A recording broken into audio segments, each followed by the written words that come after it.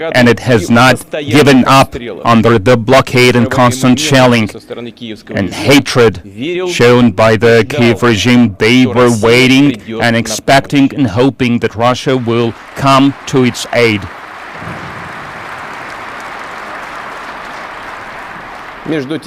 In the meantime, and you are well aware, we did everything we could, absolutely everything we could, to resolve this problem peacefully. We've been involved in negotiations on finding peaceful resolution to this difficult conflict, but behind our backs they were preparing a different scenario. The promises by the Western leaders, their words about aspirations for peace in the Donbass. As we have seen now, it was all lies. They were just trying to win time. They were turning a blind eye on the political assassinations, on reprisals of the Kiev regime, on tortures on the believers. They were encouraging more and more the Ukrainian neo-Nazis on terrorist attacks against Donbass. In Western academies and colleges, they were trained neo-Nazi battalions personnel. They were supplying weapons, and I would like to emphasize it. Even before the special military operation, the Kiev was negotiating with the West about air defense, about combat planes and other heavy equipment and vehicles. And we also remember about attempts by the Kiev regime to acquire nuclear weapons, and they were stating it publicly. The United States and NATO were promptly deploying their troops and army bases, secret biolabs near our borders. They were maneuvering and learning about the future theater of war, and they were preparing enslaved by them Ukraine to the big war, and now they are admitting it publicly, openly. It's as if they are proud of their treacherous behavior, and they were calling Normandy format bluff as performance. And all this time, while Donbass was on fire, while the blood was spilled, while Russia was sincerely, I would like to emphasize this, sincerely was looking for a peaceful resolution, they were playing with the lives of the people. They were cheating in this game of cards, and these disgusting methods was tried out before. They played the same double game before when they destroyed Yugoslavia, Iraq, Libya, Syria, and they will never wash away this shame. The notions of dignity, of honor, is not something they understand. It's not for them. For long years of colonialism, dictate, hegemony, they are used to the notion that they can do anything. They don't care about the world. And in the same manner, like masters, they treat the peoples of their own countries, because they have been lying to them as well by the stories they were telling them about how they were looking for peace, how they were sticking to the Security Council resolutions on Donbass. The peoples of the West are now used as a tool of lies, and we firmly stand not only for our own interests, but for our position, that is signifying that in the modern world we should not divide the planet into civilized countries and others. That should be no exceptionalism. We were open for constructive dialogue with the West. We were insisting that both Europe and the entire world need indivisible, equal system of security for all the countries. And for many years we were suggesting to our partners to discuss this idea together and to work on its implementation. But in response we were receiving only hypocritical reaction. These were words, but there were also actions: expansion of NATO to our borders, establishment of the new anti-rocket defense in Europe and Asia. They decided to cover themselves with this umbrella. They were deploying military contingents not only near the borders of Russia, and I would like to emphasize this, and you are well aware of this. Not a single country in the world has as many military bases abroad like the United States of America. They have hundreds of them. I am emphasizing these hundreds of bases all over the world. Entire planet is peppered with them. Just look at the world map. The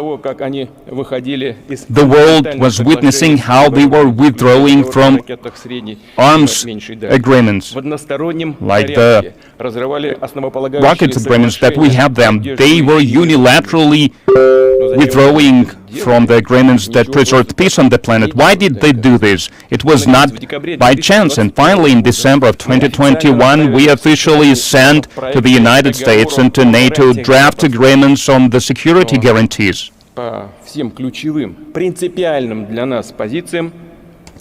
on all the key items of this draft agreement, we received the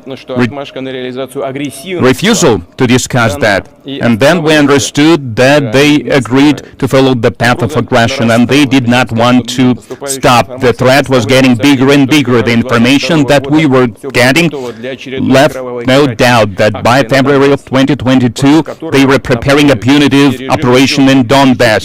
Back in 2014, the Kiev regime was using artillery, tanks, and planes against Donbass. We all remember those images when they were bombing Donetsk from the air. They were launching airstrikes against Donetsk and other cities. Back in 2015, again, they attempted to attack Donbass directly. And they continued to blockade, to shell, to launch serious attacks against civilians. And it contradicted absolutely the resolutions adopted by the Security Council of the UN. Absolutely, completely. But everyone pretended like nothing was going on. And I would like to reiterate this. It was them who unleashed this war. And we just used the force, and we are using this to stop the war.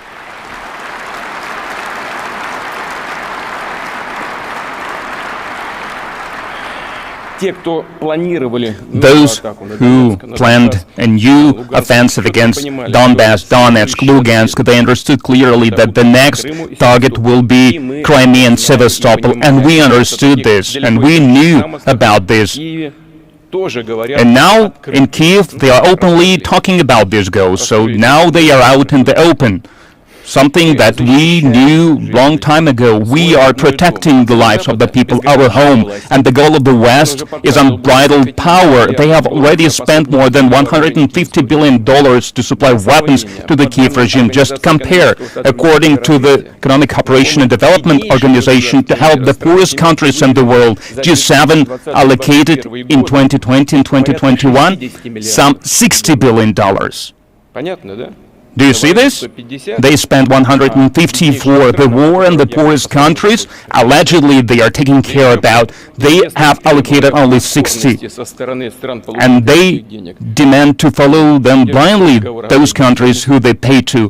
And how they can talk about sustainability, about the environmental development. Where has it gone? And they are not stopping this flow of money to support war, and they are spending more money on coup in the other countries all across the world. At the recent conference in Munich, they were blaming Russia in all kinds of things. One gets an impression that they did that only to make everyone forget what the so-called West has been doing in the last decade. But it was them who let this genie out of the bottle. Entire regions were immersed into chaos.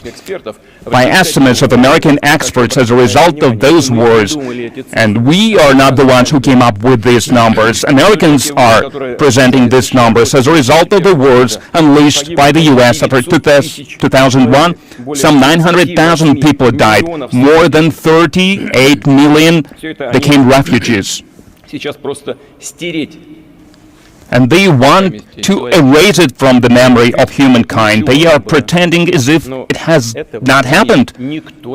But no one will forget it in the world, with so many casualties and so many tragedies, but they don't care about them because what they have at stake is trillions of dollars and the opportunity to continue to steal from everyone, hiding behind the words about freedom and democracy by imposing totalitarian values that they call liberal, putting labels on entire countries and peoples by publicly insulting their leaders. They are suppressing freedom of thought in their own countries. They try to distract their own people from the corruption scandals. because we can all see it on the screens on television, from growing inner, social, international, and other kind of problems. Back in the 1930s, they led the way for Nazis to take power in Germany, and in our time, they started building anti-Russia from Ukraine. It's nothing new. People who know a little bit of history, they are perfectly aware of what's going on. It can be traced back to the 19th century. It was happening in Austria-Hungary, in Poland, and in other countries, with the only goal to take away these historic territories that are now called Ukraine from our country. That was their goal. There is nothing new about it. Absolutely nothing. They are just repeating old ways. The West expedited the implementation of this project. They supported the coup in 2014. It was a bloody coup, anti-state coup, anti-constitutional coup, and it's like nothing happened, like it's a normal way of things. They even informed everyone how much money they spent on this. And they used Russophobia, aggressive nationalism as the ideology. Recently, one of the battalions of Ukraine, it's shameful for us to hear, they started calling one of the battalions Edelweiss, like a Hitlerite division that was involved in executing prisoners of war and killing Jews all across the Europe. And the National Guard of Ukraine and Army of Ukraine are using Podkop and other SS divisions who have covered their hands in blood up to their elbows. They use marking of Wehrmacht and Nazi Germany on their equipment. Neo-Nazis, they are not even hiding who they consider themselves, who they descended from. And it's astonishing that no one in the West is noticing this, taking notice of this. Why? Because they do not care. They don't care about who to place a bet on when it comes to fighting Russia, fighting us. The main thing is that they are waging war against us, against Russia, and that means they need to use everyone. Terrorists, neo-Nazis, devil if they have to. The main thing for them is to follow their will and to use their weapons against Russia. This project of anti-Russia is part of the revenge that they are taking against our country. They are creating hotbeds of instability near our borders. Back then, in the 1930s, and already now, their idea has remained the same, to turn to direct aggression against the East, to flame the wars in Europe with someone else's hands by eliminating competition. Now, we're not at war with the people of Ukraine. This is something I've said many times. The people of Ukraine are no hostages to the Kiev regime and their Western masters, who have effectively occupied the country in a political, military and economic sense. For decades, they've been destroying the Ukrainian industry, exploiting Ukrainian natural resources, and this led to an escalation and to an increased poverty and inequality. And of course, this is something that feeds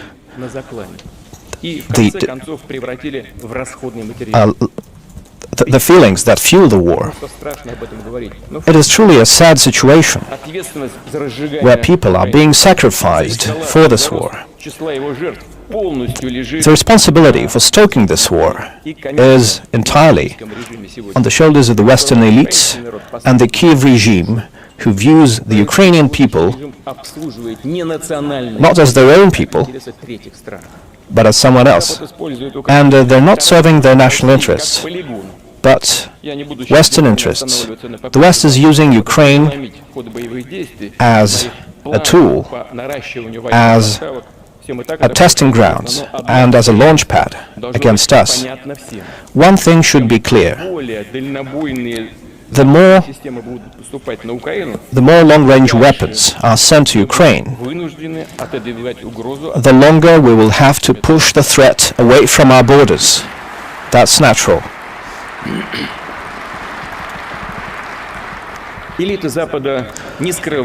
The Western elites do not conceal their goal of effecting a strategic defeat on Russia. That is their words. That means that they want to take us off the map.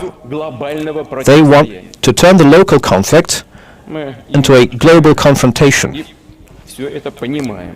And this is how we understand this, and we will respond adequately. Because this is now about the very existence of our country. But they cannot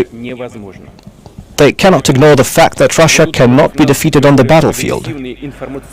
So they're waging increasingly aggressive information attacks, first of all targeting the young generations, lying on every step, distorting historical truth, attacking our culture, the Russian Orthodox Church, and other traditional religious institutions in our country.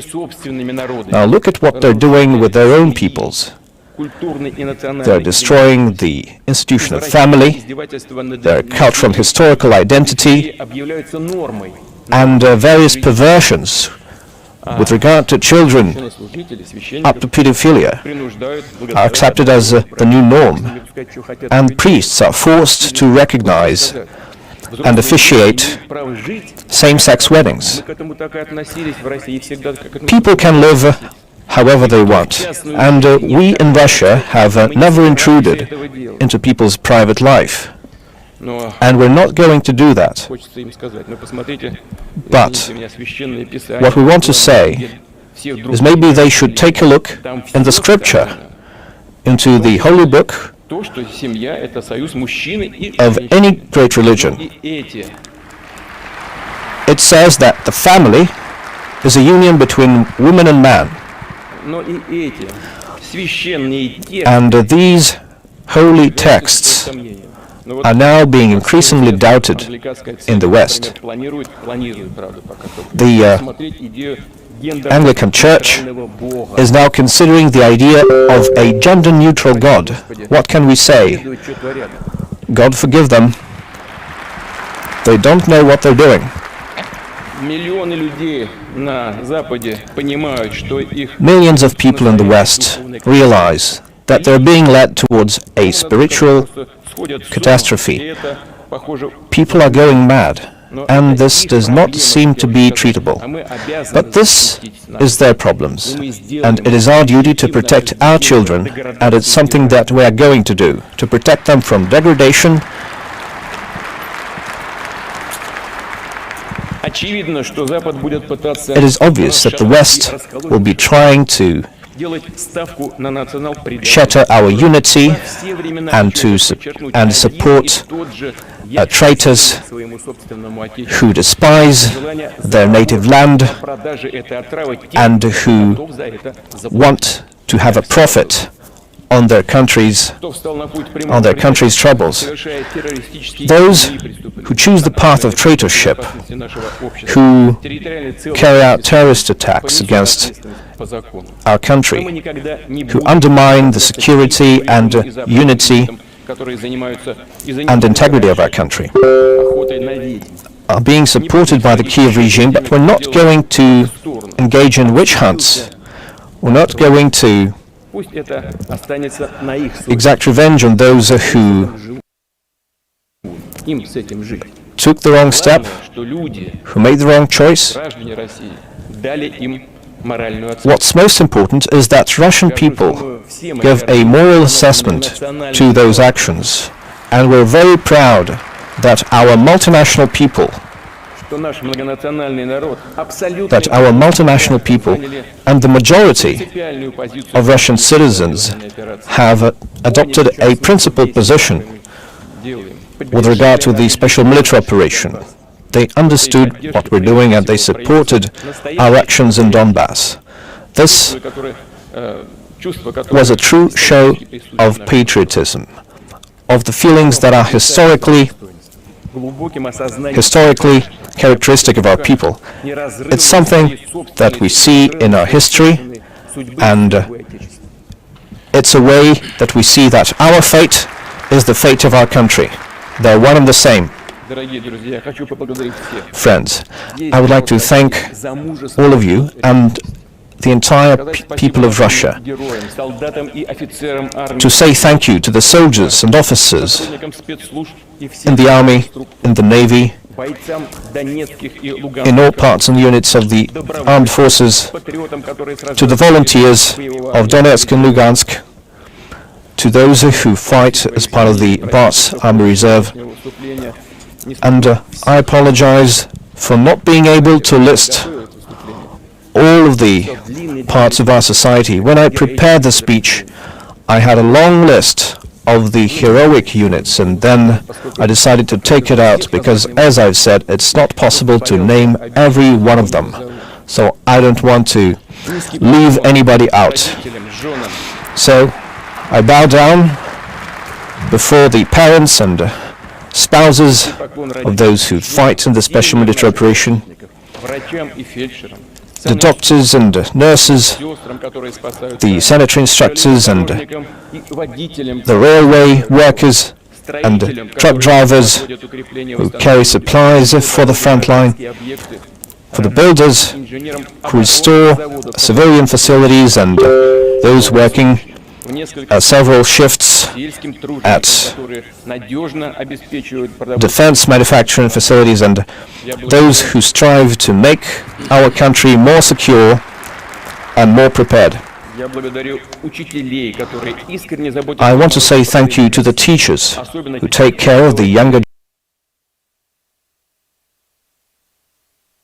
generation, especially those who work in the difficult and dangerous conditions near the front lines, and various cultural figures who come to the front line to cheer up our soldiers, the volunteers and journalists, first of all the military correspondents who risk their lives at the front line to tell the world the truth, the leaders of Russian traditional religions, and especially military priests whose sermons inspire our soldiers and officers, civil servants and business people, those who carry out their civil and human duty.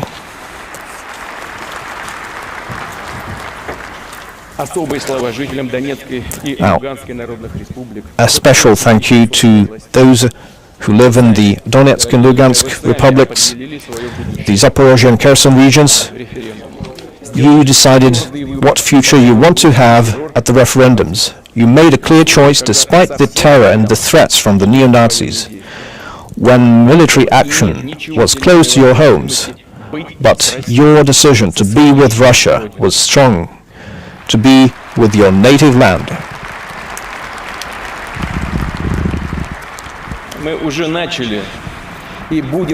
We have already begun, and we will continue.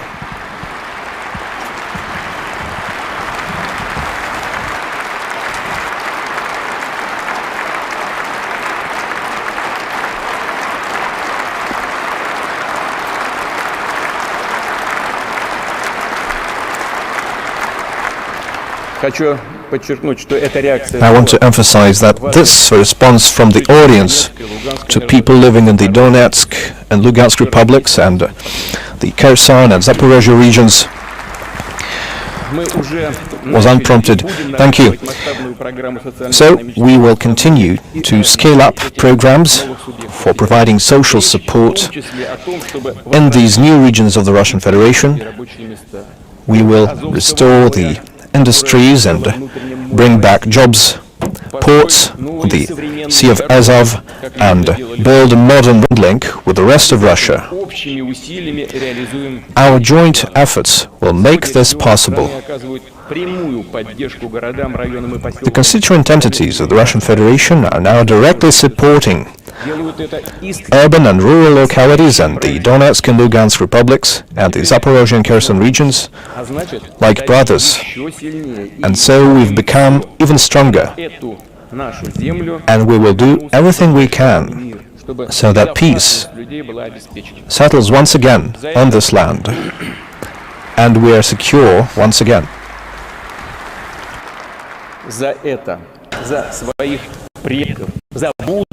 this and our ancestors and the future of our children and grandchildren. Restoring historical truth is what our soldiers, our heroes are fighting for today. Friends, I want to pay tribute to those who gave their lives fighting for our country, and to the civilians who died at the hands of the neo-Nazi.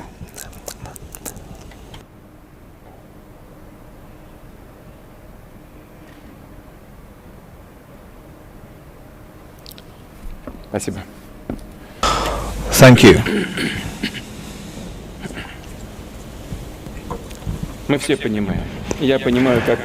Now, we realize, and I realize, how unbearable it is for the families, the spouses and parents of fallen soldiers, but they made it possible that they grow up heroes, just like during the Second World War, when their ancestors fought against the Nazis. And their spirit and their sacrifice is something that we remember, and it is our duty to support their families and to help their children to get a decent education and a profession. And every such family needs to be in the focus of our state, needs to be cared for, and all its needs need to be met with a prompt response.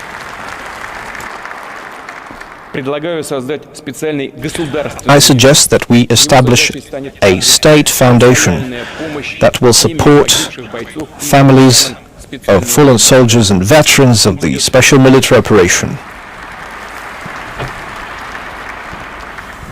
It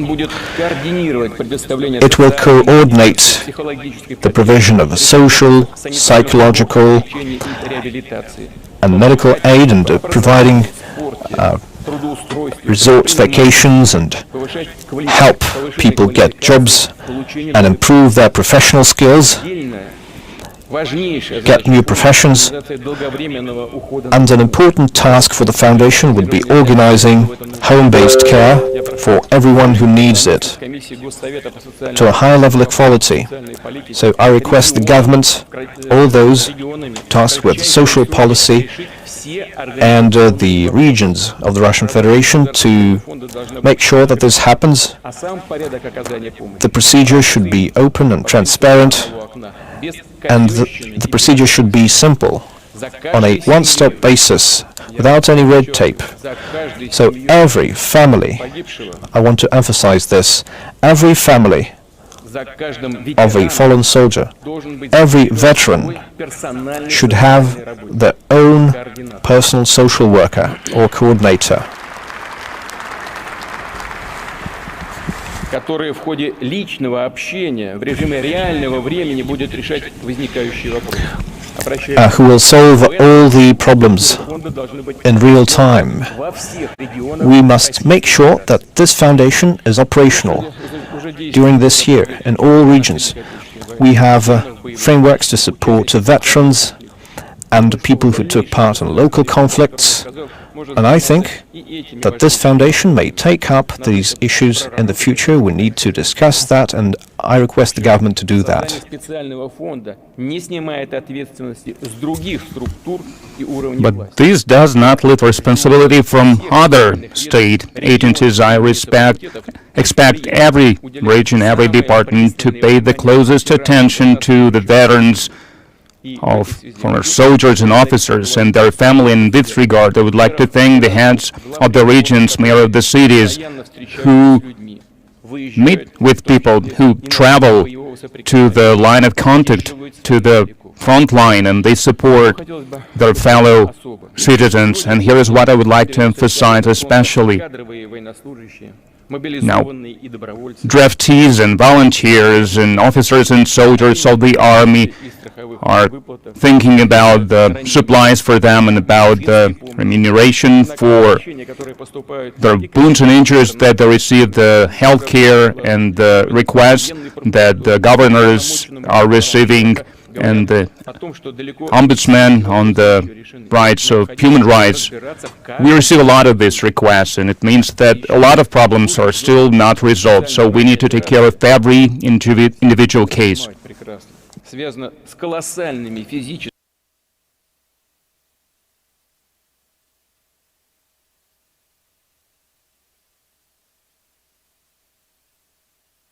And obviously, serving in the zone of special military operation is a heavy burden for everyone involved, and they are taking risk for their lives on a daily basis. So I think for all the military servicemen, for all the participants of the special military operation, including volunteers, they should receive holidays at least once every year, no less than 14 days, and the travel breaks.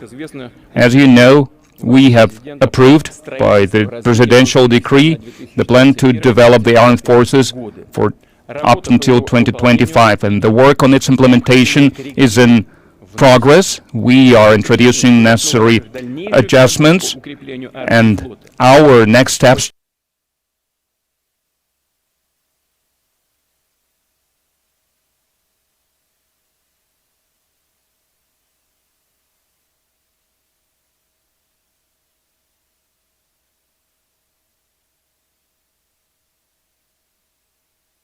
तो रूस के राष्ट्रपति Vladimir Putin अपनी संसद को संबोधित कर रहे थे और इस दौरान उन्होंने कई खास बातें कही। उनका ये भाषण इसलिए भी अहम है कि कल ही अमेरिका के राष्ट्रपति जो बाइडेन यूक्रेन के अचानक दौरे पर पहुंचे थे और उन्होंने यूक्रेन के साथ पूरी ताकत से खड़े होने की बात कही थी, जिस पर आज व्लादिमीर पुतिन ने जवाब दिया। उन्होंने कहा कि पश्चिम का युद्ध रूस के खिलाफ है और यूक्रेन बस पश्चिम का लॉन्चिंग पैड है।